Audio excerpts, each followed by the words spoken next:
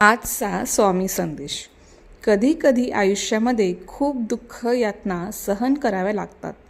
असं वाटतं की खरंच देव आहे का, इथपर्यंत शंका येतात. पण खरं तर हीच वेळ आपल्या परीक्षेची असते. विश्वास ठेवा, इथूनच स्वामी लीला सुरू होते. इथूनच खेळ सुरू होतो.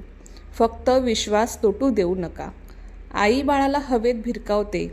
काही क्षण ते हवेतही असतं, पण ते हसत असतं. कारण त्याचा विश्वास असतो की कोणी आहे जे आपल्याला पडू देणार नाही.